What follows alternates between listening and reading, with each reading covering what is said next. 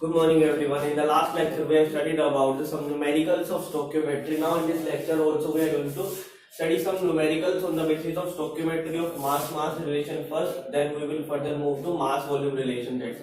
So now let's see first question here given. Calculate the mass amount of water produced by combustion of 32 gram of methane. देखो stoichiometry use होनी है इसमें। कैसे stoichiometric coefficient use होंगे। सबसे पहले इसमें एक रिएक्शन लिखनी पड़ेगी। रिएक्शन क्या, अमाउंट ऑफ वाटर प्रोड्यूस है किससे, कम्बशन ऑफ मीथेन से। मीथेन क्या होता है, CH4 का कम्बशन हो रहा है किसकी प्रेजेंस में होगा, ऑक्सीजन की प्रेजेंस में। तो बनता क्या है, CO2 गैस रिलीज होती है और साथ में पानी निकलता है ना। और सबसे पहले रिएक्शन लिखने के बाद उसको बैलेंस करना जरूरी है। बैलेंस देखना है कि इधर कार्बन इधर हाइड्रोजन, चार उधर दो है तो उधर दो लगा दिया, चार बन गया। ऑक्सीजन कितने हैं, दो और दो चार, बट यहाँ पे दो है तो यहाँ पे दो लगा दिया। तो अब ये रिएक्शन क्या होगी, बैलेंस हो चुकी है। नाउ अगर मैं बात करूं, देखो हमें क्या देखना है, सबसे पहले नंबर ऑफ मोल्स की बात करेंगे। स्टोइकियोमेट्रिक कोएफिशिएंट देखेंगे कितना है, इसका 1 है, इसका कितना है 2 है, इसका कितना है 1 है, इसका कितना है 2 है। इसका मतलब क्या है कि इसका 1 मोल अगर रिएक्ट होगा ऑक्सीजन के 2 मोल के साथ रिएक्ट होना चाहिए। कम से कम ऑक्सीजन के 2 मोल चाहिए, एक CH4 के 1 मोल को ऑक्सीजन के 2 मोल चाहिए रिएक्शन करने के लिए। और रिएक्शन होने के बाद जब इतने मोल्स को मिल जाएंगे तो बनेगा कितना, 1 मोल ऑफ CO2 बनती है और 2 मोल ऑफ H2 वाटर बनता है। बेसिकली बात ये, ठीक है। ये मेजर हमारा काम था। अब देखो, अब सबसे पहले देखना क्या है कि इसको पहले ग्राम में कन्वर्ट करो। इन टर्म्स ऑफ मोल आएंगे, इन टर्म्स ऑफ मोल लिखा हमने यहाँ पे। इन टर्म्स ऑफ ग्राम की बात करेंगे, चलो ग्राम में क्या है, CH4 1 मोल में कितना वेट है इसका, CH4 का, कार्बन का 12 और 4 16 ग्राम है ना।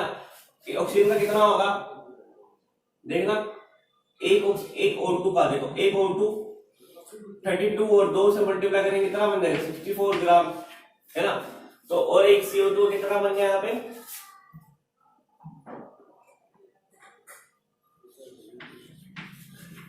44 ग्राम एंड इसका 36 ग्राम। बेसिक बात है, ठीक है। अब हमें रिक्वायर्ड क्या है, देखो लिख तो हमने सबका लिया, बट मेनली रिक्वायर्ड क्या, हमें निकालना अमाउंट ऑफ वाटर। मतलब इससे मतलब है एक तो में है ना। और कम्बशन ऑफ मीथेन कितना दे रखा है, मीथेन से मतलब है 16 ग्राम। तो इन दोनों की बात करेंगे। इसका मतलब क्या है, 16 ग्राम, यहाँ क्या है, combustion of 16 gram of methane will produce, कितना प्रोड्यूस कर रहा है, विल प्रोड्यूस H2O कितना है 36 ग्राम प्रोड्यूस कर रहा है ना। 16 ग्राम की जब कम्बशन है कितना H2O बन रहा है हमें 36 ग्राम। और हमें करनी कितनी कम्बशन है 32 ग्राम की। तो क्या करेंगे, 1 ग्राम कितना करेगा 36 डिवाइड बाय 16, ये आ गया। और अगर कितना का करना हो हमें 32 का करना, तो 32 ग्राम कितना देगा H2O, 36 डिवाइड बाय 16 मल्टीप्लाई में 32, क्या बन जाएगा 16 दूनी 32 72 ग्राम। मतलब क्या है, ये 72 ग्राम देगा। अगर ये 16 की जगह, देखो सीधी सी बात है, कैलकुलेशन करेंगे, नीट भी नहीं था, हमें क्या था 16 ग्राम से 36 ग्राम बन रहा था। मतलब 1 मोल से 2 मोल बन रहा है, और डबल हो रहा है ना, देख सकता हो आप लोग। सो पिछली इसको डबल करूंगा तो ये भी डबल होने वाला है। ऐसा जरूरी नहीं है कि 16 ग्राम का डबल या 32 होना चाहिए, वो नहीं है। मोल्स की बात है, और अगर 1 मोल यूज हो तो इसका डबल यूज होता है वहां पे, है ना। मतलब इसको 1 मोल बढ़ाऊंगा तो उसका और डबल हो जाएगा। और 16 को मैंने 32 किया, डबल हो गया, तो मतलब यहाँ भी डबल होगा उस अकॉर्डिंग, 36 से 72 हो गया। या बेसिक आप सिंपल कैलकुलेशन ही कर सकते हो। एक बात थी, तो 72 ग्राम हमारा वाटर आ चुका है। अब now let's move to second question. Second question में क्या दे रखा है हमारे पास, calculate the mass of iron which will be converted into its oxide Fe3O4 oxide दे रखा है by action of 18 gram of steam. मतलब क्या देखो, Fe और प्लस में स्टीम क्या, H2O लिया होगा ना गैस फॉर्म में, है ना। क्या बनाता है Fe3O4 हमारे पास, और साथ में क्या रिलीज करने वाला है हाइड्रोजन गैस। बैलेंस कर लेंगे क्या, बैलेंसिंग से क्या है, यहाँ पे 3 तो यहाँ पे 3 लगा देंगे। राइट साइड में ये कितने ऑक्सीजन 4, यहाँ पे कितने हैं 1, तो यहाँ पे 4 लगा दिए। तो टोटल कितने बन गया हाइड्रोजन 8, तो वहां पे हम 4 लगा देंगे, तो यहाँ पे हाइड्रोजन 8 हो गए। सारी अब एटम्स बैलेंस है हमारे पास, सारे एलिमेंट्स के एटम्स बैलेंस है। अब बात करेंगे मोल्स की फिर से इसके कितने मोल रिक्वायर्ड है, 3 मोल, इसके कितने हैं 4। देखो स्टोइकियोमेट्रिक कोएफिशिएंट होगा ना वही का वही उस फॉर्म में मोल लिख देना। ये कितना बन, इसका 1 मोल बन रहा है, इसके कितने बन रहे हैं 4 मोल। अब हमें मतलब किससे है, how mass calculate the mass of iron which will be converted into its oxide, मतलब ऑक्साइड के मोल से मतलब है सबसे जरूरी बात। और स्टीम का मोल ले रखा ना पानी का मोल से। सबसे पहले इसको कन्वर्ट करेंगे हम लोग किसमें, सबसे पहले कन्वर्ट करेंगे इसके मोलिकुलर मास में। तो क्या मतलब क्या है, अब 4 एक मोल का मास कितना होता है 18 ग्राम, तो 4 का कितना हो गया है ना 72 ग्राम। इसी तरह Fe3 और 4 का मास कितना होने वाला है, यहाँ पे एक्चुअली में हमें आयरन का मास निकालना है, तो हमें इससे मतलब नहीं है, सॉरी हमें मतलब है आयरन कितना यूज हुआ, इससे मतलब है 3 मोल। सो एक अगर 56 इसका वो होता है मास, तो 3 मोल का कितना मास होगा, 1 मोल का 56 है, 3 मोल का कितना हो गया 168 ग्राम है ना, और इसका 72 ग्राम। मतलब क्या 168 ग्राम रिएक्ट कर रहा है किससे 72 ग्राम से। सो अगर या आप ये बोल सकते हो कि 72 ग्राम है ना, इसको क्या बोल सकते हो, यानी कि मैं अगर कि 72 ग्राम ऑफ स्टीम रिक्वायर कितने ग्राम ऑफ उसको रिक्वायर्ड है 168 ग्राम ऑफ आयरन है ना। तो 1 ग्राम को कितना रिक्वायर्ड होगा 168 divide by 72 gram of iron, ठीक है। और हमें निकालना कितने ग्राम के लिए 18 ग्राम हमें स्टीम दे रखे हैं, तो 18 ग्राम के लिए कितना होगा 18 ग्राम के लिए होगा 168 डिवाइड बाय 72 मल्टीप्लाई में 18, तो करके क्या आ जाएगा 42 ग्राम। तो 42 ग्राम हमारा क्या आ गया आंसर। इतना हमें रिक्वायर्ड होगा आयरन कितना, जब हम स्टीम 18 ग्राम लेंगे। तो सिंपल बेसिक कैलकुलेशंस क्या है, सारी स्टोइकियोमेट्री पे डिपेंड है, और स्टोइकियोमेट्री और मास पे डिपेंड है, क्योंकि हम मास और मास का रिलेशन कर रहे हैं। इस तरह से आप लोग क्वेश्चन कर सकते हैं।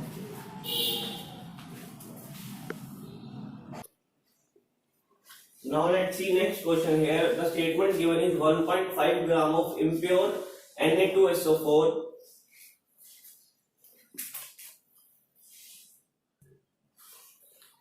Now let's see another question given here. 1.5 gram of impure Na2SO4 dissolved in water was treated with BaCl2 to produce 1.7 gram of barium sulfate. Calculate the percentage purity of sample.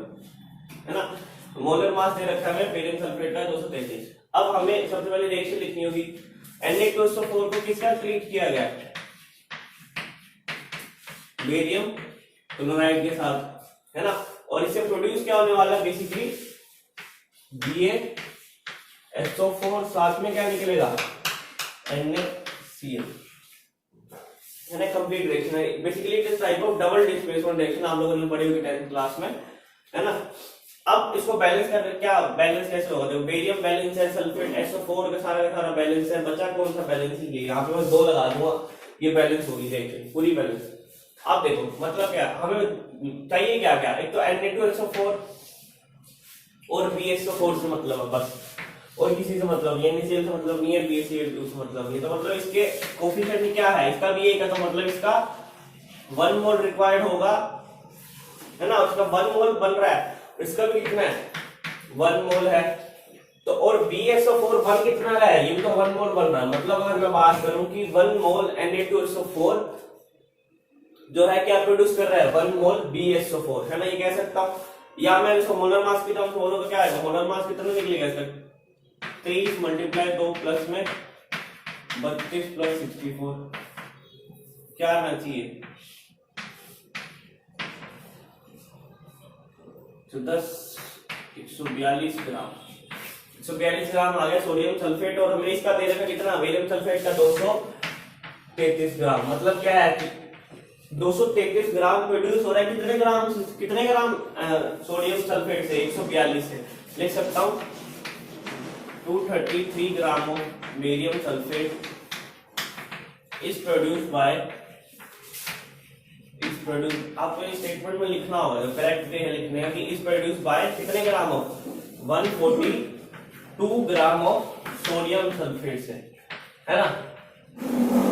देखो हमारा मकसद क्या निकालना है, इतना तो ये पता चल गया, इतनी स्टेटमेंट है हमारे पास। अब हमारे पास हमको निकालना क्या है, परसेंटेज प्योरिटी निकालनी है। देखो percentage purity of the sample, sample क्या दे रखा है हमें, इम्प्योर Na2SO4 सोडियम सल्फेट दे रखा है इम्प्योर। तो अब खुद सोचो कि ये इतना अमाउंट लिया होगा मैंने सोडियम सल्फेट का, जो इम्प्योरिटी होगी वो तो रिएक्ट करके बेरियम सल्फेट बनाने से रही, है ना। ये तो हमें फोर्स से पता लग गया। इसका मतलब अगर ये मुझे पता लग जाए कि बेरियम सल्फेट अगर कितना दे रखा है हमें 1.74 ग्राम ये बना है, और वो कितने अमाउंट से बना होगा इसके सोडियम सल्फेट के, तो अगर इसका अमाउंट निकाल लूं मैं, तो वो जो अमाउंट होगा वो इम्प्योरिटी नहीं होगी, वो प्योर फॉर्म होने वाली है ना, कि क्योंकि इम्प्योरिटी तो रिएक्ट ही नहीं करेगी मोस्टली, है ना। तो इसलिए बेसिक पार्ट की ये स्टेटमेंट सिर्फ कंफ्यूज करने के लिए दे रखी है। इसका पोर्शन है थोड़ा आगे, परसेंटेज निकालेंगे, कैसे निकालेंगे वो देखते हैं। और सबसे पहले ये पता करना होगा कि Na2SO4 कितना यूज हुआ क्या बनाने में, 1.74 ग्राम बेरियम सल्फेट बनाने में। तो यहाँ बोलो कि 233 ग्राम बेरियम सल्फेट किससे बना है, 142 ग्राम ऑफ सोडियम सल्फेट से। तो अगर बोलो कि 1 ग्राम ऑफ बेरियम सल्फेट किससे बनने वाला है, 142 divide by 233 gram of Na2SO4 से। इसी तरह हमें बनाना कितना है, 1.74 ग्राम बनाना है। तो 1.74 ग्राम कितने से बनेगा, 142 divide by 233 multiply 1.74, it will be approximately 1.06 gram. Calculation मैंने कर ली पहले, 1.06 ग्राम के अकॉर्डिंग आएगा, ठीक है। तो 1.06 ग्राम सोडियम सल्फेट मुझे रिक्वायर्ड होगा, और मुझे सोडियम सल्फेट एक्चुअली में गिवन कितना है, गिवन कितना है 1.5 ग्राम, और यूज कितना हुआ 1.06। तो मतलब क्या, परसेंटेज प्योरिटी निकालने के लिए मैं सिंपली क्या करूंगा, परसेंटेज प्योरिटी निकलेगी मेरी, जितना कंज्यूम हुआ 1.06 डिवाइड बाय कितना यूज हुआ 1.5 मल्टीप्लाई बाय 100, तो 70.6% क्या है, ये इसकी परसेंटेज प्योरिटी होगी, है ना। जितना प्योर फॉर्म होगा उतना ही रिएक्ट करने वाला, बेसिकली बात ये तो थोड़ा कंफ्यूज करने के लिए दे रखा है ना, कि 1.5 ग्राम में दे दिया, हालांकि यूज इसका नहीं था, यूज था उसका जो 1.7 ग्राम बेरियम सल्फेट बना है। तो ये थोड़ा सा टिपिकल क्वेश्चन था।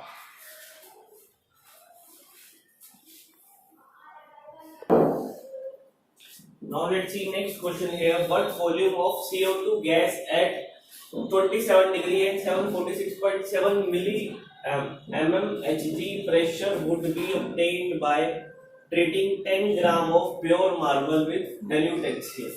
बेसिक क्या है यहाँ पे, आप मास वॉल्यूम रिलेशनशिप करने जा रहे हैं हम लोग, है ना। फर्क कुछ नहीं होगा ज्यादा, तो कॉन्सेप्ट वही है, अच्छे से हल्का सा फर्क होगा कि वहां पे दोनों चीजें मास थी या सॉलिड फॉर्म में थी, तो यहाँ पे एक चीज गैस फॉर्म में ली हमने CO2, तो गैस फॉर्म में लिए तो 1 मोल का गैस के साथ कॉन्सेप्ट लेंगे हम कि 1 mole is equal to 22.4 litre of volume, है ना। ये चीज हम देखते थे, और वैसे 1 mole is equal to molar mass, जो अभी तक हम करते आ रहे थे। अब now let's see the reaction. Basically क्या है, अभी CaCO3 कहां से आया, मार्बल की बात करेगी। मार्बल किसका बना होता है, कैल्शियम कार्बोनेट का। तो इसका रिएक्ट KHCl के साथ बनाएगा क्या, CaCl2 प्रोड्यूस होगा, उससे साथ में CO2 गैस निकलेगी, और साथ में H2O फॉर्मेशन होगा। ये चीजें निकलती है। एक बात तो ठीक है, आप इसको बैलेंस करके देखना, कैल्शियम बराबर है, Cl यहाँ पे 2 है, यहाँ पे 1 है, यहाँ पे 2 कर देंगे। H बराबर हो गया, ऑक्सीजन जो है यहाँ पे बराबर नहीं है, नहीं यहाँ 3 है, बराबर है, तो सब बैलेंस हो गया। कार्बन भी 1 है, यहाँ 1, तो रिएक्शन इज बैलेंस नाउ। सो हमें मतलब किससे, अब हमें मतलब है इस चीज से CaCO3 और CO2 से। अब CaCO3 दे रखा है कितना, 10 ग्राम हमने यूज किया, बट सबसे पहले 1 देखो यहाँ स्टोइकियोमेट्रिक कोएफिशिएंट कितना है 1, यहाँ कितना है 1, मतलब दोनों के 1 मोल की बात हो रही है, मतलब ये 1 मोल अगर यूज हुआ है तो प्रोड्यूस कितना होगा CO2 गैस, 1 मोल ही प्रोड्यूस होगा, ठीक है। तो इसका 1 मोल किसके इक्वल होगा, कैल्शियम कार्बोनेट का वेट क्या होगा 40 प्लस में 12 प्लस में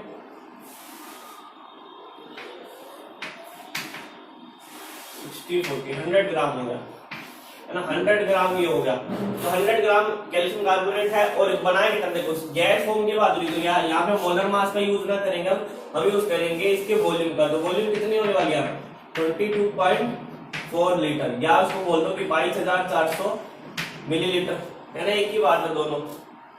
इसका मतलब क्या है, अब मगर मुझे क्या दे रखा है, 10 ग्राम वो दे रखा है, तो मतलब क्या किया, अगर 100 ग्राम जो है वो 100 gram of calcium carbonate produce, कितने प्रोड्यूस कर रहा है, प्रोड्यूस CO2 गैस कितने प्रोड्यूस कर रहा है, 22,400 ml, अगर मैं ml में लेके चलूं तो 10 ग्राम कितना प्रोड्यूस करेगा, सिंपली 22,400 डिवाइड बाय 100, है ना, 100 के बाद इधर लेके आओगे, फिर 10 से मल्टीप्लाई करोगे, तो क्या बनेगा, क्या आंसर आ गया, 2240 ml। ये गैस को लीटर में लिखना हो तो क्या लिखेंगे, तो 2.24 लीटर, है ना, ये बन जाएगा। देखो ये हमारे पास आ चुकी है क्या, वॉल्यूम किसकी, CO2 गैस की तो प्रोड्यूस हुई है, बट हमें निकालनी किस पे है। देखो ये कंडीशन हमने क्या ली थी, ये कंडीशन ली थी STP पे, स्टैंडर्ड टेम्परेचर प्रेशर कंडीशन है, जब एक मोल इसके इक्वल होता है, बट हमें कंडीशन तो उल्टी दे रखी है ना। Standard pressure temperature pressure condition क्या होती है, प्रेशर जो होता है वो 1 atm होता है, और टेम्परेचर कितना होता है 273 केल्विन, बट इन दोनों में से ऐसा कुछ भी नहीं है ना, तो इसलिए हमें उस कंडीशन पे निकालना पड़ेगा। उस कंडीशन के लिए हम हमारे पास एक इक्वेशन आती है गैस इक्वेशन, जिसको हम यूज करते हैं, होती है PV = nRT, हमारे पास आइडियल गैस इक्वेशन, यहाँ हम लोग पढ़ेंगे थर्मोडायनेमिक्स में 11th क्लास में, शायद आप लोगों ने सुना भी होगा इसके बारे में।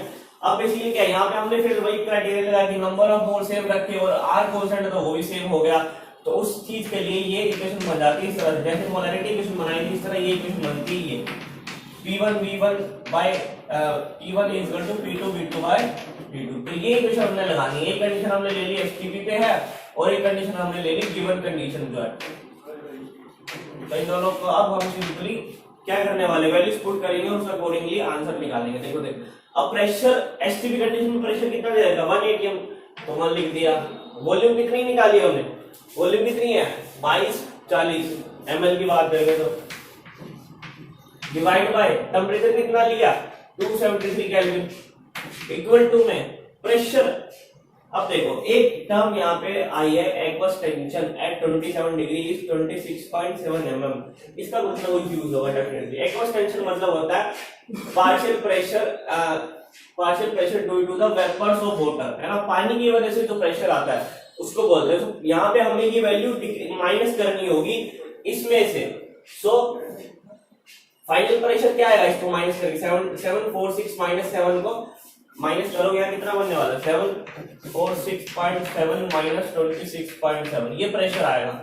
मल्टीप्लाई में वॉल्यूम को हमें निकालनी है गैस की, CO2 गैस की, और टेम्परेचर कितना है 27, तो 273 प्लस 27 करोगे तो क्या आएगा, केल्विन में चेंज कर दो इसको, कितना बनने वाला है 300। अब हमें सिंपली इसको क्या करना, सोल्व करना, तो V2 क्या बन जाएगा, V2 will be equal to 2240 multiply 300 divide by 273, इसको माइनस करेंगे तो कितना आने वाला है 720, इसको सोल्व करोगे तो कितना बनेगा अप्रोक्सीमेट आंसर आने वाला है 2598 के आसपास मिलीलीटर, या बोल सकते हैं सेंटीमीटर क्यूब। लीटर में चेंज करना कितना आएगा 2.598 लीटर, ये हमारा आंसर आ चुका है इसमें, है ना। गिवन कंडीशंस में निकालना तो हमारे पास ऑप्शन नहीं बता, हमको ये चीज करनी पड़ी, वरना अगर ऐसी कंडीशन ना दे रखी तो हमारा आंसर ये होने वाला था सिंपली, कोई दिक्कत नहीं थी, बट क्योंकि थोड़ा कॉम्प्लेक्स बनाया था न्यूमेरिकल, तो इन्होंने ये चीजें भी इंक्लूड करी और एक्वस टेंशन में इंक्लूड कर दी। उसके बारे में पढ़ेंगे पार्शियल प्रेशर क्या होता है, वेपर प्रेशर क्या होता है, बेसिकली ये चीजें सारी ये क्वेश्चन था वॉल्यूम मास और वॉल्यूम रिलेशन का। नाउ थर्ड इसके नेक्स्ट जो है वो है वॉल्यूम रिलेशन।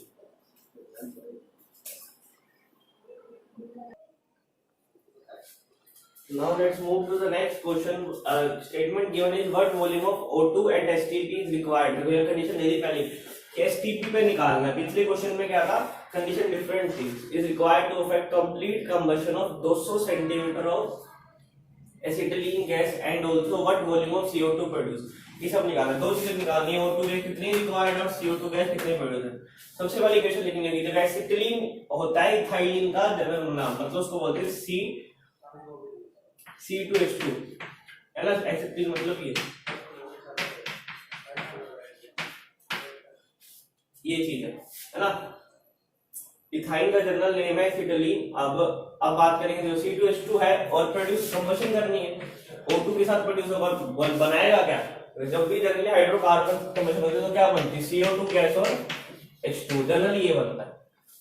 तो ये भी गैस है एसिटिलीन ना, आपको पता है जो है जनरली जो है प्रोपीन ब्यूटेन तक भी जनरली गैसेज होती हैं, उसके बाद जो थोड़ा लिक्विड स्टेट कन्वर्ट होता है, स्टार्टिंग में गैसेज होती हैं सारी है ना, आप लोगों ने 10th क्लास में पढ़ी होगी थी। तो CO2 गैस। अब अगर बात करूं, देखो यहाँ पे निकालना है सबसे पहले O2। सबसे पहले तो रिएक्शन बैलेंस करोगे। रिएक्शन बैलेंस करने के लिए क्या करना पड़ेगा? कार्बन ये कितने हैं? 2, वहां कितने हैं? 1, तो क्या करूं? 2 से मल्टीप्लाई कर दो। ऑक्सीजन कितने हो गए? 4 और एक 5 हो गए ऑक्सीजन, उससे तो काम नहीं चलेगा। सो 5 ऑक्सीजन हो गए, तो इसको सिंपली अगर मैं 4 कर दूं, पहले कितने कार्बन हो गए? तो यहाँ 2 कर दो, 4 कार्बन यहाँ, 4 कार्बन वहां। ऑक्सीजन कितनी बन गई है अभी? वहां 4 हाइड्रोजन हो गए, तो यहाँ भी मैंने 2 लगा दिया। अब ऑक्सीजन E1 में आ गए। अब यहाँ 8 और 2 10 ऑक्सीजन हो गए, तो यहाँ सिंपली 5 लगा दूंगा। रिएक्शन बैलेंस हो चुके हैं। अब अगर देखो बात करो, अब इसका मतलब क्या है? यहाँ पे 2 मोल है, इसके मोल है कितने मोल? और सबसे पहले ऑक्सीजन की बात करेंगे तो 5 मोल इसके रिक्वायर्ड होंगे, और बना कितने मोल रहा है? CO2 के 4 मोल। देखो इन तीनों चीजों से मतलब हमें H2O का लेना देना नहीं है। इसका मतलब क्या है? 2 मोल हो गए, तो मतलब 2 वॉल्यूम की बात कर रहा है। यहाँ पे कितने वॉल्यूम है? 5 वॉल्यूम। यहाँ कितने वॉल्यूम है? 4 वॉल्यूम, है ना, वॉल्यूम के टर्म्स में लिखो तो। और हमें गिवन क्या है? 200 सेंटीमीटर क्यूब ऑफ एसिटिलीन, मतलब इसका 200 सेंटीमीटर गिवन है। तो इसका अगर मैं बोलूं कि 2 वॉल्यूम ऑफ एसिटिलीन रिक्वायर्ड, कितने volume? 5 volume of oxygen, 5 volume required है। तो 1 वॉल्यूम ऑफ एसिटिलीन कितने रिक्वायर्ड होगा? 5/2 वॉल्यूम। और निकालना कितने में? 200 सेंटीमीटर क्यूब। 200 सेंटीमीटर रिक्वायर्ड कितना होगा? 5 मल्टीप्लाई 200 करने में क्या आ जाएगा? 100, तो मतलब 500, है ना। 500 सेंटीमीटर क्यूब रिक्वायर्ड होगा क्या? ऑक्सीजन। एक चीज तो हमारे पास आ चुकी है, सिंपल सा कंसेप्ट, कुछ नहीं, स्टोइकियोमेट्री लगाई है, मोल्स लिखे और वॉल्यूम के अकॉर्डिंग हमने निकाल दिया। सेकंड बात करूं अगर मैं इसकी, CO2 gas required, CO2 gas कितनी बनती है? देखो 2 मोल से CO2 गैस बनने वाला 4, है ना। तो 2 मोल ऑफ एसिटिलीन प्रोड्यूस कितने मोल? 4 मोल ऑफ CO2 गैस, है ना। तो 1 मोल या 1 वॉल्यूम कितना देगा? कुछ भी लिख लो, 4/2 वॉल्यूम ऑफ CO2। और हमें निकालना कितने में? 200 सेंटीमीटर क्यूब में निकालना है। 200 सेंटीमीटर क्यूब कितना देगा? 4/2 मल्टीप्लाई 200, कितना रहेगा? 100 ऑफ CO2, मतलब क्या है? 400 सेंटीमीटर क्यूब ऑफ CO2। ये था हमारे पास CO2 प्रोड्यूस कितना हुआ है और एक्चुअली में O2 लगा कितना है। तो बेसिक ये स्टोइकियोमेट्री को लेके कुछ क्वेश्चंस थे। नाउ हमारा एक मेजर पार्ट रह चुका है यहाँ पे सिग्निफिकेंट फिगर्स का और लिमिटिंग रीजन का। लिमिटिंग रीजन इंपॉर्टेंट है और नेक्स्ट टॉपिक में हम लोग कवर करेंगे। This is all for today. Thank you so much everyone.